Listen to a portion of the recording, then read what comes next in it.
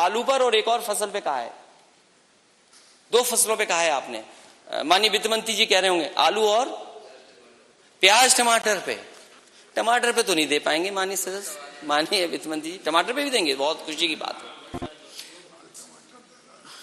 तो अध्यक्ष महोदय, मैं बधाई दूंगा सरकार को कि अगर किसानों को आलू की ये कीमत दे दें, और एक कदम आगे गए हैं कि टमाटर को भी देंगे और प्याज को भी देंगे, तो लहसुन को क्यों भूल जाते हो हमारे मैनपुरी के जिले का? तो अब देंगे कहां पर आप? जो मंडियों बन रही थी, जो इंफ्रास्ट्रक्चर था, वो तो आपने पूरा नहीं किया। यहां जितनी पुरानी मंडियां बनी थी, चाहे जालौन की बनी हो, चाहे झांसी की बनी हो, ललितपुर की बनी हो, बुंदेलखंड पैकेज में हर जिले में मंडी बन रही थी पिछली सरकार में, कोई मंडी नहीं चला पा रहे आप। और एक्सप्रेसवे के किनारे मंडियां बननी थी, इंडस्ट्रियल ग्रोथ के लिए इंडस्ट्रियल एरिया बने, वो ठीक है, लेकिन वो मंडियां भी बननी थी। मैंने आलू की विशिष्ट मंडी बनाई थी कन्नौज में। मैं नेता सदन से जानना चाहता हूं वो मंडी क्यों रोक दी आपने? 5 साल मंडी ऐसे ही काम चल रहा। वो मेरा कोई खेत नहीं है वहां पर, मैं केवल चुनाव लड़ता हूं वहां पर। तो कम से कम किसानों के लिए वो मंडी बना दें। और पूर्वांचल में गाजीपुर से लेकर के, गाजीपुर में सब्जियों की मंडी बननी थी, आजमगढ़ में मंडी बननी थी, अंबेडकर नगर में मंडी बननी थी। बताओ एक्सप्रेस के किनारे क्या मंडी बनाई है आपने? अभी तो जगह नहीं ली आपने। इसलिए वो बातें मैं कह चुका हूं। और दिल्ली से तो 1 लाख करोड़ का इंफ्रास्ट्रक्चर मिल रहा था मंडियों के लिए। वो पैसा कहां है मंडियों के लिए? अगर हमारी मंडियां नहीं होंगी तो हम अपने किसानों को कहां देंगे एमएसपी? हमारा किसान कहां लेकर के जाएगा? इसलिए अध्यक्ष महोदय, मैं आपसे कहना चाहता हूं कि अगर आप एमएसपी देने की बात कर रहे हैं तो आप स्पेसिफिक बताइए कि मंडियों को बेहतर करने के लिए हम ये इंफ्रास्ट्रक्चर बना रहे हैं। और न केवल हम सरकारी मंडी बना रहे थे, एक हमने बाबा रामदेव जी को भी जमीन दी थी। अब बाबा रामदेव जी पता नहीं योग के बाद मंडी बनाना चाहते थे, उन्होंने भी काम नहीं किया शुरू। मुझे उम्मीद है कि वो भी अपनी एक नई मंडी बना देंगे, जिससे कम से कम किसानों को सुविधा मिल सके और जो दावा सरकार कर रही है एमएसपी मिलेगी वो वहां पर मिल जाए। इसलिए जब तक इंफ्रास्ट्रक्चर पे काम बेहतर नहीं होगा, और जो वो आप बजट हमें दिखा रहे हो, इतने बड़े बड़े आंकड़े, आप बजट तो दिखा रहे हो लेकिन खर्च कितना करते हो? आपको खर्च बताना चाहिए। खर्च में हर विभाग में आप नीचे जा रहे हैं, आप खर्चा नहीं कर पा रहे हैं जितना आपको खर्च करना चाहिए। इसलिए बजट तो है, लेकिन ये बंटवारे वाला बजट है। जो बात मैं भूल गया था समाजवादी सिद्धांत की, जो कभी कभी थोड़ा बहुत पढ़ लेते हैं समाजवाद के बारे में, ट्वीट कर देते हैं, कभी कभी प्रेस में कह देते हैं, मैं उनसे कहूंगा, डॉक्टर राम मनोहर लोहिया ने एक किताब लिखी थी हिंदू बनाम हिंदू। में केवल 2 पैराग्राफ पढ़ना चाहता हूं, और मैं चाहूंगा अध्यक्ष महोदय, मैं आपके माध्यम से सभी माननीय सदस्यों को ये किताब भिजवाऊंगा। और वो किताब में मैं पढ़ता हूं कि भारतीय इतिहास को सबसे बड़ी लड़ाई हिंदू धर्म में उदारवाद और कट्टरवाद की लड़ाई पिछले 5000 सालों से भी अधिक समय से चल रही है, और उसका अंत अभी भी दिखाई नहीं पड़ता। इस बात की कोई कोशिश भी नहीं की गई जो होनी चाहिए थी कि इस लड़ाई की नजर में रख करके हिंदुस्तान का इतिहास देखा जाए, उसे बुना जाए।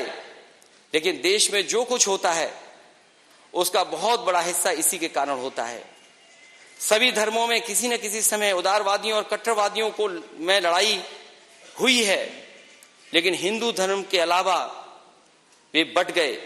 अक्सर उनमें रक्तपात हुआ और थोड़े या बहुत दिनों की लड़ाई के बाद वो झगड़े पर काबू पाने में कामयाब हो गए। हिंदू धर्म में लगातार उदारवादियों और कट्टरवादियों का झगड़ा चला आ रहा है, जिसमें कभी एक की जीत होती है, कभी दूसरे की। खुला रक्तपात तो कभी नहीं हुआ, लेकिन झगड़ा आज तक हल नहीं हुआ, और झगड़े के सवालों पर एक धुंध छा गई है। तो मैं चाहूंगा ये किताब पढ़ेंगे तो शायद जो कभी कभी सवाल मुझसे करते हैं समाजवादी होने का, और समाजवाद को लेकर के चर्चा करते हैं, उस पर भी कभी कभी सवाल खड़े करते हैं। और जो पिछड़ों की बात करते हैं, जितने हमारे यहाँ लोग हैं, समाजवादी लोग हैं, जो कभी पुराने समाजवादियों ने नारा दिया वो आज भी नारा लगा सकते हैं। लेकिन हमारे जो दूसरी तरफ बैठे हुए हैं सत्ता पक्ष में, पिछड़े हों, बहुजन के लोग हों, लेकिन वो नारा नहीं लगा सकते क्योंकि वो पिछड़ों की मदद नहीं करना चाहते। पिछड़ों से केवल वोट लेना चाहते हैं, बहुजन समाज से केवल वोट लेना चाहते हैं। और अगर ये बात सच नहीं है तो मैं अपने पिछड़े भाइयों से कहूंगा जो वहां बैठे हैं, हमारे अभी माननीय सदस्य उठा रहे थे कि जाति जनगणना हो, क्यों तैयार नहीं आप जाति जनगणना के लिए? आज टेक्नोलॉजी है, आप बड़े बड़े डेटा सेंटर में इन्वेस्टमेंट करवा रहे हैं। आप पे किसानों के 2 करोड़ और 47 लाख लोगों का डेटा है, आप पे शौचालय का 1 करोड़ इतना डेटा है आपके पास और डेटा है। क्यों आपके पास जातियों का डेटा नहीं है? आप जातियों की लड़ाई कराते हैं, जातियों के बीच में नफरत फैलवाते हैं। इसलिए मैं कहता हूं कि हम तो नारा लगा सकते हैं इस बात का कि सोशलिस्टों ने बांधी गांठ, पिछड़े पावे 100 में 60। बताओ हमें सत्ता पक्ष के लोगों में से कितने लोग ये नारा लगा सकते हैं? और फिर समाजवादियों ने कभी नारा दिया होगा, हमने तो उन्हीं से सीखा, किताबों से सीखा, शिविरों में सीखा, जनेश्वर मिश्र से सीखा। और जनेश्वर मिश्र इसलिए सीखा कि हमारे पार्टी के बड़े नेता थे, और बड़े नेता थे इसीलिए मैंने, अगर नेताजी ने लोहिया पार्क बनाया था तो मैंने भी जनेश्वर मिश्र पार्क बनाया और बड़ा पार्क बनाया। और इसीलिए हम कहते हैं कि जो एक नारा कभी दिया गया था कि जिसकी जितनी संख्या भारी उसकी उतनी हिस्सेदारी, क्या आप में से कोई ये नारा लगा पाएगा? और फिर लोहिया जी की आखिर, हाँ की लोहिया जी की बहुत सारे मैं नारे पढ़ सकता हूं, लेकिन जब तक भूखा इंसान रहेगा धरती पर तूफान रहेगा। तो हमारी लड़ाई जारी रहेगी, लड़ाई लड़ते रहेंगे, क्योंकि हम जाति जनगणना कराना चाहते हैं। जब आप डेटा सेंटर बना रहे हैं, डेटा सेंटर पे बड़ी बड़ी कंपनियों का आप इन्वेस्टमेंट मांग रहे हैं, तो आपके अपने लोगों का डेटा सेंटर क्यों ना हो, डेटा क्यों ना हो? हमेशा हमेशा के लिए कंफ्यूजन खत्म कर दो, हमेशा हमेशा के लिए लड़ाई खत्म कर दो। क्या आप गिन लीजिए, आबादी के हिसाब से उनको हक और सम्मान दे दीजिए। न जाने कितनी नौकरियां बंद हुई चली गई, सब नौकरियों की, कभी मैं वो पढ़ चुका हूं इसलिए दोबारा उन बातों को मैं नहीं दोहराना चाहता हूं। लेकिन अमृत महोत्सव मनाने वाले जहर फैलाने का काम करते हैं, वो ना किया जाए। अमृत महोत्सव मनाएं लेकिन भाईचारा भी बढ़ाएं।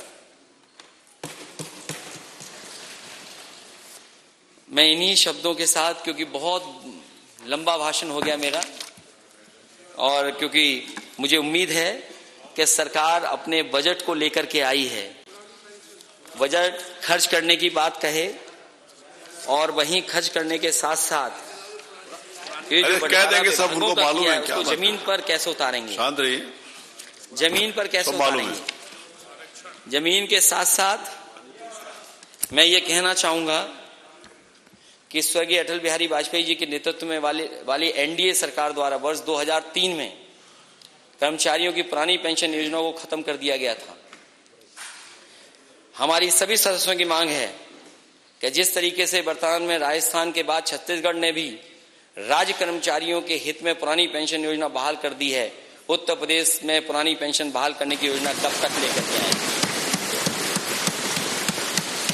केंद्र सरकार जनवरी 2022 का डीए घोषित कर चुकी है, परंतु राज्य कर्मचारियों का जनवरी 2022 का डीए घोषित नहीं किया गया है।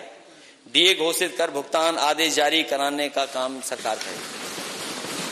कोविड-19 में राज्य कर्मचारियों का नगर प्रतिकार भत्तों का भुगतान रोक दिया गया था। कर्मचारियों के नगर प्रतिकार भत्ते को बहाल किया जाए, यह हमारी सभी विपक्षी दलों की मांग है। राज्य संपत्ति विभाग उत्तर प्रदेश के नियंत्रणाधीन सरकारी आवासों में दिव्यांग कार्मिकों को उनकी सुविधा अनुसार भूतल पर आवास दिए जाने की सुविधा भी दी जाए। ये तमाम सुझाव हैं। और तृतीय श्रेणी में आउटसोर्सिंग पर रखे गए कर्मचारियों का न्यूनतम वेतन कम से कम 25,000 किया जाए। और मैं तो ये कहूंगा कि हमने अपने मैनिफेस्टो में लिखा था कि अगर सरकार पक्की है तो नौकरी पक्की क्यों नहीं है। हमने तो अपने मैनिफेस्टो में कहा था कि धीरे धीरे आउटसोर्सिंग खत्म कर देंगे, क्योंकि आउटसोर्सिंग का मतलब है कि आप संविधान से दिया हुआ हमारा हक और सम्मान छीन रहे हैं, आरक्षण को छीन रहे हैं। ये आखिरकार रिसोर्सेज तो हमारे हैं, इन रिसोर्सेज का भी बंटवारा उसी हिसाब से हो जो आबादी के हिसाब से हो। जो रिसोर्सेज है वो हमारे सबके हैं, अकेले किसी के रिसोर्सेज नहीं है। इसलिए रिसोर्सेज का बंटवारे के लिए आउटसोर्सिंग वाली व्यवस्था बंद होनी चाहिए। उत्तर प्रदेश में वर्ष 2008 में 68,500 शिक्षक भर्ती के शिक्षकों के प्रमाण पत्रों का सत्यापन हो जाने के वेतन भुगतान रोका गया है। सत्यापन कार्य पूर्ण हो चुका है, परंतु अवशेष वेतन के एरियर का भुगतान नहीं किया गया। इसका भुगतान शीघ्र कराया जाए। और साथ ही साथ जो आपने अपने संकल्प पत्र में कहा है कि नौजवानों को हम बड़े पैमाने पर नौकरी दे देंगे, सरकारी नौकरियों के पद सभी भरे जाएंगे। एक तो जो सरकारी नौकरी रुकी पड़ी है वो कब पूरी होंगी उनके, और साथ ही साथ जो पेपर आउट, पेपर लीक या उसमें फंस गई हैं बड़े पैमाने पे नौकरियां, कुल आरक्षण को लेकर के नौकरियां फंस गई हैं। एसआई की भर्ती में इतने बड़े घोटाला कि जहां पर 100 से ज्यादा लोग पकड़े गए हों, वो नौकरी रद्द क्यों नहीं हो रही? वो तो सामने है सब चीजें। इसलिए हम मांग करते हैं कि इन चीजों पे भी सरकार विचार करे। इन्हीं शब्दों के साथ मैं अध्यक्ष जी आपका और माननीय सदस्य सभी का बहुत बहुत धन्यवाद देता हूं। प्रतिपक्ष माननीय श्री ब्रजेश पाठक जी। माननीय अध्यक्ष जी, बहुत देर से हम लोग नेता प्रतिपक्ष की बातों को सुन रहे थे। बजट पर बोलने के बजाय उनका पूरा ध्यान समाजवादी व्यवस्था को लेकर के था। सामान्यतः हम सब जानते हैं कि बजट पर चर्चा होती है तो देश के डेवलपमेंट के बारे में, प्रदेश के डेवलपमेंट के बारे में, प्रदेश के चतुर्मुखी विकास के बारे में, सड़क, पानी, बिजली, स्कूल, अस्पताल के बारे में, किसानों के बारे में, महिलाओं के बारे में, नौजवानों के बारे में चर्चा करके चिंता करने का काम करते हैं। लेकिन नेता प्रतिपक्ष ने पूरा ध्यान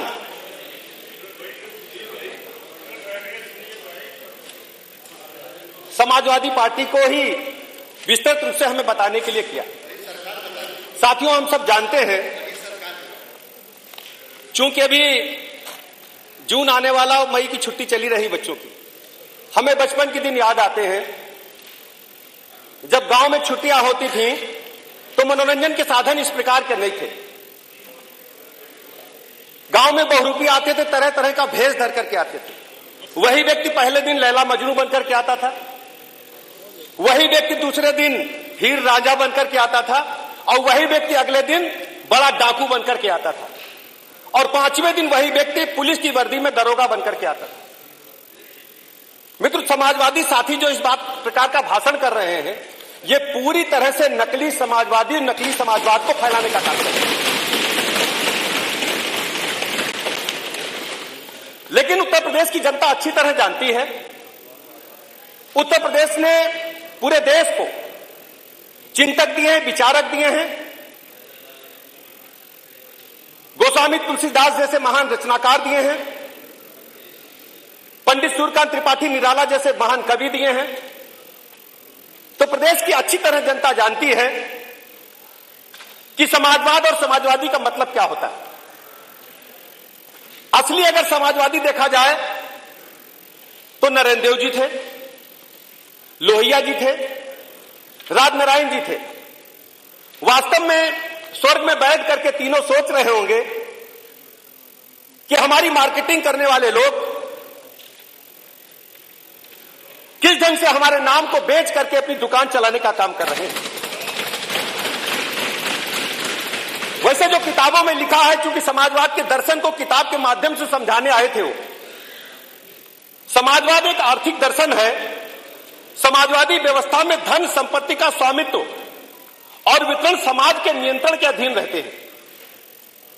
जब जब समाजवादी सरकार आई, जो समाजवादी की परिभाषा है, समाजवाद की परिभाषा, उसके विपरीत काम किया है। इन लोगों ने समाज के हाथ में नियंत्रण नहीं दिया कभी भी व्यवस्था का। इन्होंने अपने परिवार को, अपने लोगों को, पूरे बजट को किस प्रकार उत्तर प्रदेश के बजट को बांटा जाए, उसमें ही चिंता करने का काम किया है। आदरणीय अध्यक्ष जी, ब्रिटिश राजनीतिक विज्ञानी सीईएम जोड़ कहते हैं,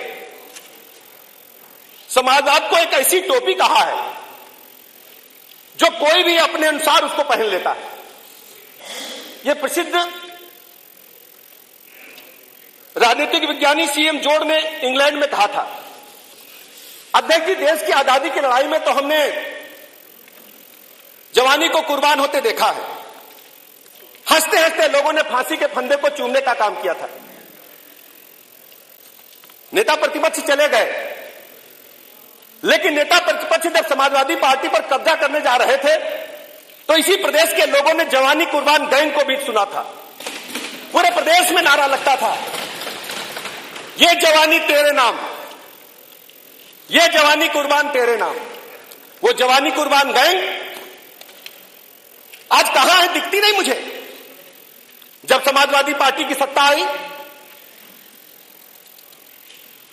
तब इन लोगों ने पूरे बजट का वितरण जिस ढंग से किया, उस संबंध में हमें अंदर की जानकारी तो नहीं थी अध्यक्ष जी, लेकिन मैं आभार प्रकट करना चाहूंगा आदरणीय मुख्यमंत्री जी का। जब 2022 में दोबारा भारतीय जनता पार्टी की सरकार बनी आदरणीय मुख्यमंत्री योगी जी के नेतृत्व में, तो उन्होंने विक्रमादित्य द्वार पर मुझे घर अलॉट कर दिया। जो घर आवंटित हुआ, सफाई के दौरान कुछ डायरियां मुझे मिली, तो हमने कहा देखें कबाड़ में कुछ डायरियां हैं, जरूर कुछ आवश्यक मिल सकता है। एक डायरी हमारे हाथ लगी अध्यक्ष जी, मैं बताना चाहता हूं। उस डायरी में पूरे उत्तर प्रदेश के बजट को किस प्रकार बांटा गया था वो मैं पूरे प्रदेश को बताना चाहता हूं कि उस डायरी हमें सार्वजनिक स्तर पर मिली थी। उसमें साफ साफ लिखा था कि उत्तर प्रदेश के जो बजट है उसको किस प्रकार वितरण किया जाएगा। उसमें लिखा था जी बटोरेगा। कोई जी नाम का व्यक्ति है जो पैसे को बटोरेगा और एस को जमा करेगा।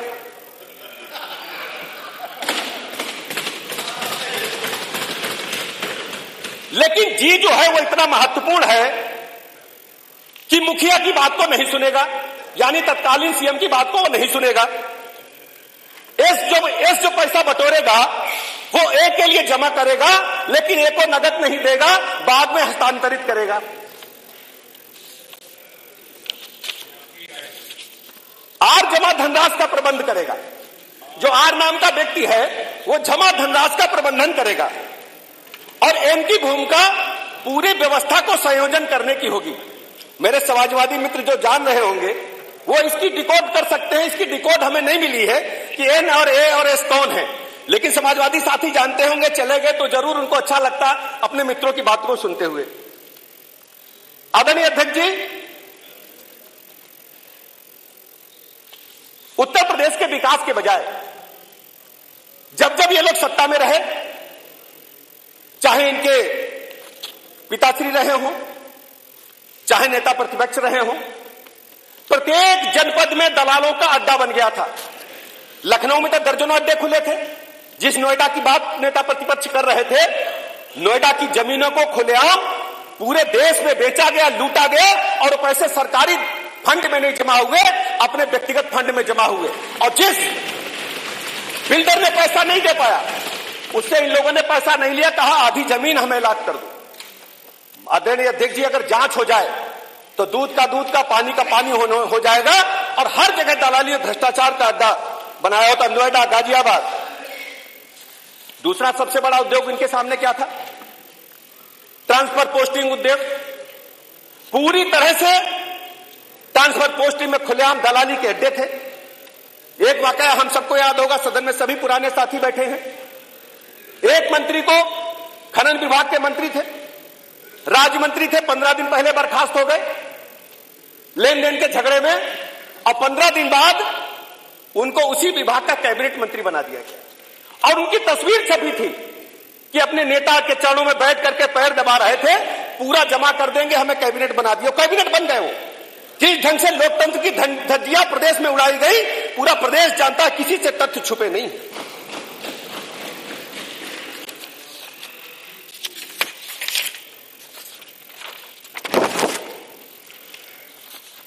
मान्यता प्रतिपक्ष चले गए, लेकिन फिर भी कहना चाहता हूं, मैं स्वास्थ्य महकमा देखता हूं, पूरे प्रदेश के लोगों को उच्च स्तरीय चिकित्सा व्यवस्था देना, अंतर्राष्ट्रीय स्तर की चिकित्सा व्यवस्था करना हमारी सरकार की जिम्मेदारी है।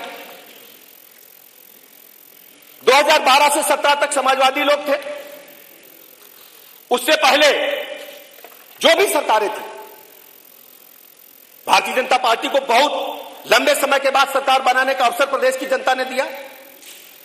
उत्तर प्रदेश में सरकारी चिकित्सा व्यवस्था का बुरा हाल था, लेकिन जब से आदरणीय मुख्यमंत्री योगी आदित्यनाथ जी ने सत्ता की कमान संभाली, उत्तर प्रदेश के सरकारी चिकित्सालय उच्च कोटि का काम कर रहे हैं। कोरोना महामारी के दौरान जिस ढंग से प्रबंधन हुआ है, आज पूरे दुनिया में उसकी चर्चा हो रही है। हम गए थे गुजरात में, देश के स्वास्थ्य मंत्रियों का सम्मेलन था। जापानी इंसेफेलाइटिस के विषय में जब चर्चा वहां हुई, सभी स्टेट्स अपने अपने बेस्ट प्रैक्टिसेस को लेकर के आए थे। पूरे देश के लोगों ने माना कि उत्तर प्रदेश में आदरणीय मुख्यमंत्री योगी आदित्यनाथ जी के नेतृत्व में जापानी इंसेफेलाइटिस पर बहुत बेहतर काम हुआ, लोग उसको बेस्ट प्रैक्टिस माने। और कोरोना प्रबंधन के बारे में उत्तर प्रदेश राज्य नंबर 1 पर है। हमने 100% वैक्सीनेशन सबको किया है। बच्चे जो अनुमन्य हैं, वहां भी हम 100% की ओर बढ़ रहे हैं। बजट के मामले में जानते हैं, चिकित्सा व्यवस्था के लिए हमने भारी भरकम बजट आवंटित किया है। शिक्षा हमारे प्राथमिकता में शामिल है। शिक्षा में भी हमने पर्याप्त बजट आवंटित करने का काम किया है।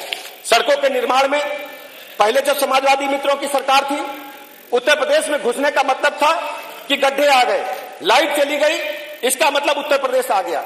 सड़कों के मामले में अंतर्राष्ट्रीय स्तर की सड़कें उत्तर प्रदेश में बन रही हैं। मैं दावे के साथ कह सकता हूं, जितने भी हमारे सदन के साथी उत्तर प्रदेश के किसी कोने में जाएंगे, आपको अंतर्राष्ट्रीय स्तर की सड़कें मिलेंगी।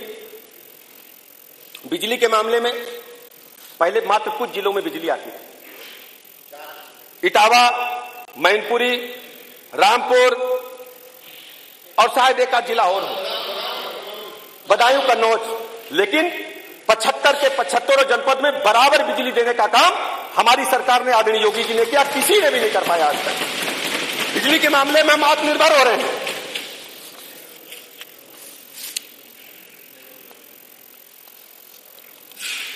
जो हमारा 22-23 का बजट है, उत्तर प्रदेश को 1 ट्रिलियन अर्थव्यवस्था बनाने की दिशा में एक मजबूत कदम है। सबसे प्रमुख बात यह रही माननीय अध्यक्ष जी, संकल्प पत्र में 110 जो हमारे संकल्प थे, उसमें 97 का समावेशी सरकारी घोषणाओं के रूप में इसी बजट में कर दिया गया है। सरकार बनने कुछ ही दिन बाद इस प्रकार की घोषणा सरकार की ऐसी व्यवस्था को दर्शाता है कि हम सकारात्मक रूप से जो संकल्प पत्र में हमारे वादे हैं, उनको हम शीघ्रता से पूरा करना चाहते हैं। महिला, गांव, किसान, युवा उत्थान के लिए लगातार हमारी सरकार काम कर रही है। उत्तर प्रदेश देश की सबसे बड़ी इकोनॉमी बनने के लिए बहुत तेजी के साथ आगे बढ़ रही है। 5 सालों में योगी की सरकार ने 2012 से 17 के बीच में 6ठे स्थान पर रही उत्तर प्रदेश की अर्थव्यवस्था को पिछले 5 सालों में दूसरे स्थान पर पहुंचाने का काम किया है। दृढ़ इच्छा शक्ति का ही परिणाम था कि 17 में लगभग 3 लाख करोड़ रुपए के बजट को 5 साल में आज हमने दोगुना किया। इसी दौरान स्टेट की जीडीपी 11.4 लाख करोड़ रुपए से बढ़कर 18 लाख करोड़ रुपए कर दी गई है।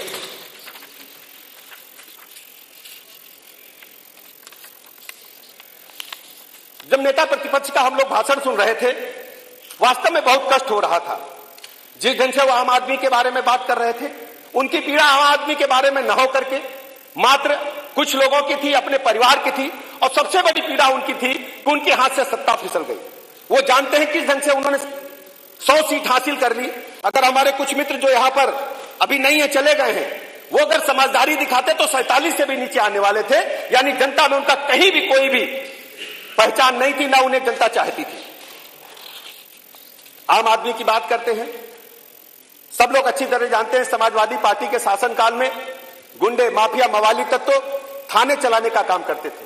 ट्रांसफर पोस्टिंग में उन्हीं गुंडे बदमाशों का बोलबाला रहता था। ये वही पार्टी है जिनके नेता कहते थे यदि रेप हो जाएगा तो बच्चे हैं, छोटी मोटी गलतियां कर देते हैं। 2012 से 17 के बीच में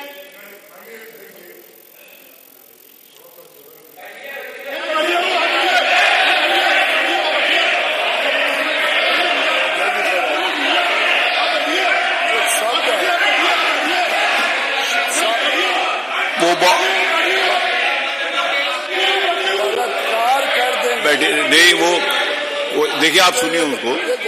जो भी बात उन्होंने कोई असंसदीय बात नहीं कही। जो भी बात कही है, देखिए, अब बैठिए, आप अनावश्यक उस बात को मत कहिए। जो भी उन्होंने कहा, ऐसा कोई असंसदीय बात कही हो तो मैं बोल दूं। अगर कोई आपत्तिजनक असंसदीय बात कही होगी तो असंसदीय बात तो मैं निकाल दूंगा, बाकी उनको अपनी बात कहने का अधिकार है। माननीय उप मुख्यमंत्री जी, ये वही पार्टी है। बोलिए, प्लीज आप बोलिए।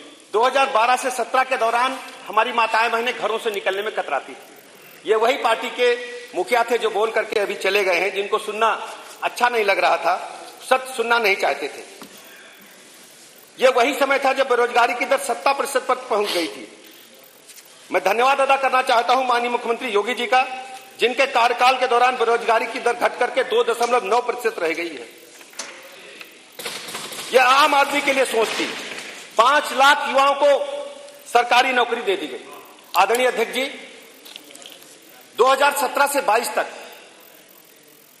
भारतीय जनता पार्टी की सरकार में, आदरणीय योगी जी की सरकार में प्रतिभा और कौशल के दम पर जिन नौजवानों ने बेहतर प्रदर्शन किया, उनको नौकरी मिली है।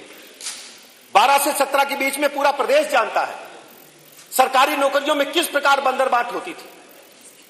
प्रयागराज में जो लोक सेवा आयोग है, उसका नाम तक बदलने का काम प्रतियोगी परीक्षाओं के परीक्षार्थियों ने किया था। वो लोक हटा करके एक जात विशेष का नाम लिख दिया गया।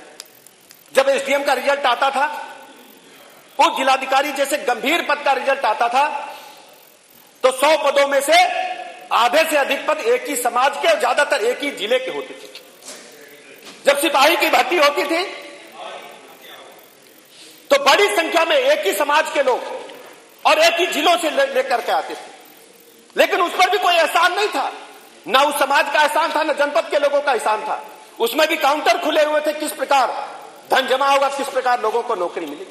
आज जब प्रतिभा के बल पर नौजवान नौकरी पा रहा है, तो इनको लगता है कि हमारे को जो लूटने के अड्डे थे वो बंद हो गए।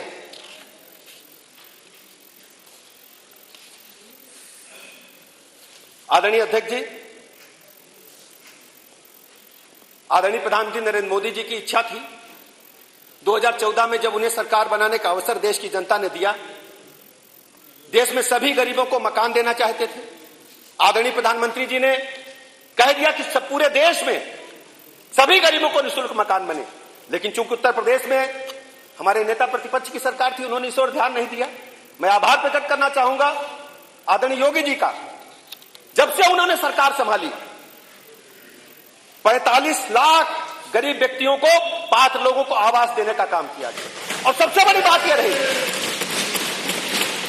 जिन लोगों का बीपीएल सूची में नाम नहीं था, ऐसे लोगों को मुख्यमंत्री आवास योजना चला करके उनको भी निःशुल्क मकान देने का काम माननीय मुख्यमंत्री जी ने किया। सबसे बड़ी चुनौती हमारे सामने आदरणीय प्रधानमंत्री जी के उस आह्वान को लेकर के थी कि स्वच्छ भारत मिशन के तहत हम सभी गरीबों को निःशुल्क शौचालय प्रदान करेंगे। 2017 से 22 के बीच में 2 करोड़ 60 लाख शौचालय बनाकर सभी अपने गांव वालों को सम्मान पूर्वक जीने का हक देने का काम भारतीय जनता पार्टी की सरकार ने किया, योगी जी की सरकार ने किया। नेता प्रतिपक्ष नहीं है, लेकिन वो उनके साथी नोट कर ले कि 2012 से 17 तक वो बता दें कि कितने गरीबों को मकान और कितने गरीबों को निःशुल्क शौचालय देने का काम हुआ है।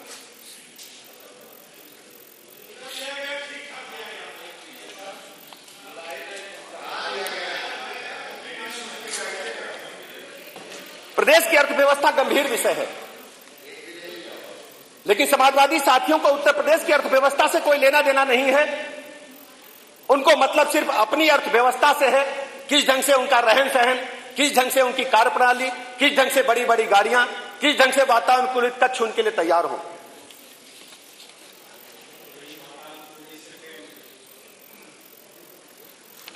गन्ना किसानों की बात नेता प्रतिपक्ष ने उठाई, किसानों की बात उठाई। मुझे अच्छी तरह याद है, इसी प्रदेश में खाद के लिए किसान लाठी खाता था, लाइन लग करके लाठी खाता था। हमारी सरकार ने सबको यूरिया उपलब्ध कराने का काम किया, खाद उपलब्ध कराने किया, बीज उपलब्ध कराने का काम किया और सिंचाई के लिए निःशुल्क पानी उपलब्ध कराने का काम किया। और गन्ना किसानों का सर्वाधिक भुगतान भारतीय जनता पार्टी की सरकार, योगी सरकार ने किया है।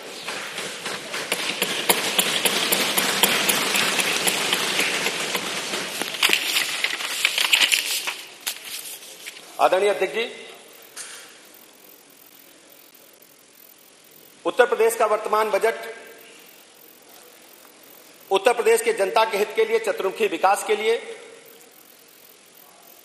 उपयोगी बजट है। इस बजट का समर्थन करते हुए मैं अपनी बात समाप्त करता हूं, इस आशा और भरोसे के साथ कि विपक्ष के साथी इस बात को समझेंगे, क्योंकि आपके नेता नहीं हैं, कुछ हमारे मित्र हमारी बातों को समझ रहे हैं। नेता विपक्ष का हाल वही हो गया जैसा कि राष्ट्र कवि दिनकर ने कहा कि जब नाश मनुष्य पर छाता है, पहले विवेक मर जाता है। जय भारत, जय हिंद।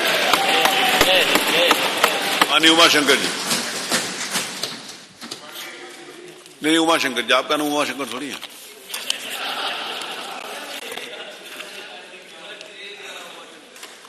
वो विधानमंडल के नेता जो रह गए थे उन दिनों, अलग अलग दिनों के। माननीय अध्यक्ष जी, मैं आपका आभारी हूं इस 2022 के इसके बजट पे मुझे अपनी बात रखने का अवसर दिए। पहले तो मैं माननीय अध्यक्ष जी आपसे आग्रह करना चाहूंगा। माननीय अध्यक्ष जी,